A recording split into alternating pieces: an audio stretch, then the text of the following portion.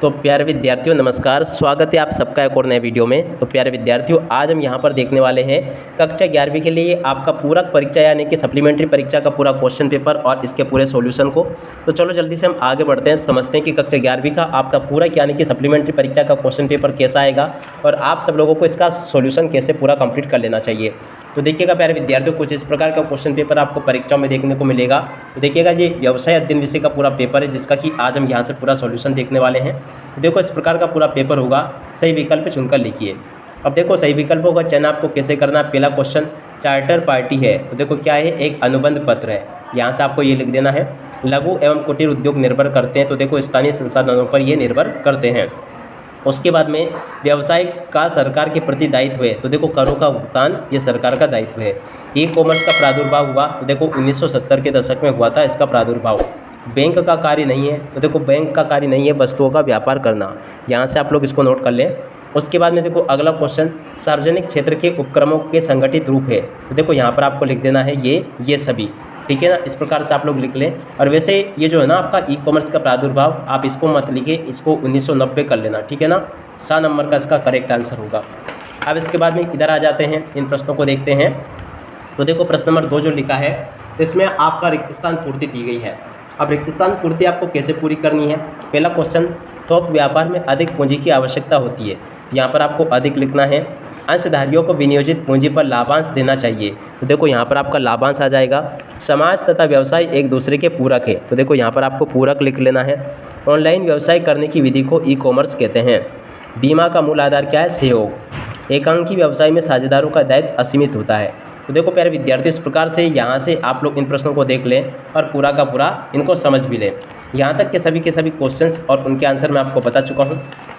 अब इसके बाद में इधर आ जाते हैं, लाभ का प्रतिफल क्या है, तो देखो यहाँ पर आपको लिख लेना व्यावसायिक जोखिम। तो इस प्रकार से प्यारे विद्यार्थियों, आपको यहाँ तक के सभी क्वेश्चन को देख लेना है और इनको पूरा समझ भी लेना है। उसके बाद में देखो प्रश्न नंबर 3 को देख लीजिएगा, जिसमें कि आपसे जोड़ी पूछी गई है। अब देखो जोड़ी का मिलान आपको कैसे करना है। पहला क्वेश्चन, निर्यात संवर्धन, इसकी जोड़ी मिल जाएगी निर्यात प्रक्षेत्रों की स्थापना। अधिकार हस्तांतरण, इसकी जोड़ी मिल जाएगी फ्रेंचाइजी के। और कुटीर उद्योग की जोड़ी घरों से संचालित होते हैं।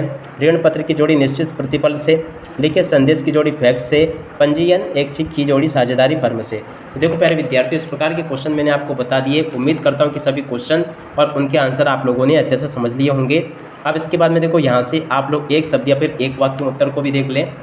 पहला क्वेश्चन पढ़ते हैं, थोक व्यापारी अपना माल किसको बेचते हैं, तो देखो ये बेचते हैं फुटकर व्यापारी को। यहाँ पर आपको फुटकर व्यापारी लिख देना है। लघु व्यवसाय उपक्रम के लिए विनियोग की अधिकतम सीमा क्या है, तो देखो 5 करोड़ है, यहाँ पर आपको 5 करोड़ लिखना है। ऋण पत्रधारियों का प्रतिफल क्या है, तो देखो ब्याज है, यहाँ से आप लोग इसको लिख लें। साझेदारों के मध्य लिखित अनुबंध को क्या कहते हैं, तो देखो इसको कहते हैं साझेदारी संलेख। उसके बाद में कंपनी के अधिकारी क्या कहलाते हैं, तो देखो कंपनी के स्वामी कहलाते हैं। परिवहन उद्योग किस उद्योग के अंतर्गत आता है, तो देखो तृतीयक उद्योग के अंतर्गत आता है। और उसके बाद में अगला क्वेश्चन, मछली पकड़ना किस उद्योग के अंतर्गत आता है, तो देखो निष्कर्षण उद्योग के अंतर्गत आता है। तो देखो प्यारे विद्यार्थियों, यहाँ तक के सभी क्वेश्चंस मैंने आपको बता दिए और इनका पूरा सॉल्यूशन भी मैंने आपको बता दिया। अब चलो इसके बाद में हम आगे बढ़ते हैं, अगले क्वेश्चन को और उनके आंसर को देख लेते हैं। तो देखो यहाँ पर आपको सत्य असत्य दिए गए हैं। सत्य असत्य आपको कैसे देखने हैं। पहला क्वेश्चन, थोक व्यापारी द्वारा उपभोक्ताओं को वस्तुएं बेची जाती है, तो असत्य हो जाएगा। कुटीर उद्योग अंशकालिक रोजगार प्रदान करता है, ये भी सत्य होगा। समता अंश ऋण आधारित कोष कहलाते हैं, असत्य होगा। प्रदूषण नियंत्रण सामाजिक दायित्व का अंग है, ये भी आपका सत्य होगा। उसके बाद में ई कॉमर्स व्यवसाय में इंटरनेट का उपयोग किया जाता है, ये भी सत्य होगा। बीमा एक अनुबंध नहीं है, ये आपका असत्य हो जाएगा। तो देखो प्यारे विद्यार्थियों, यहाँ तक के सभी क्वेश्चंस मैं आपको बता चुका हूँ। अब इसके बाद में चलो हम आगे बढ़ते हैं और अगले क्वेश्चन को देखते हैं। देखो प्यारे विद्यार्थियों, आगे आपके पेपर में इस प्रकार के क्वेश्चंस आएंगे, यहाँ से आप लोग देख लें। प्रश्न नंबर 7 को पढ़ लें।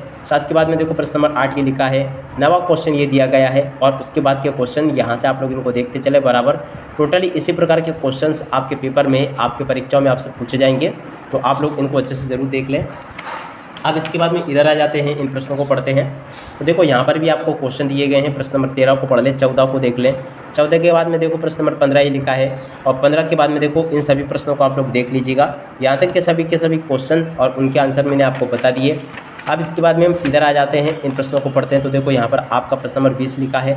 20 के बाद में देखो 21वां, 22वां, 23वां, इन सभी प्रश्नों को आप लोग अच्छे से देख लें और पूरा का पूरा समझ भी लें। अब प्यारे विद्यार्थियों, इसी के साथ में इस वीडियो को यहीं पर पूरा करते हैं। नमस्कार, जय हिंद, जय भारत।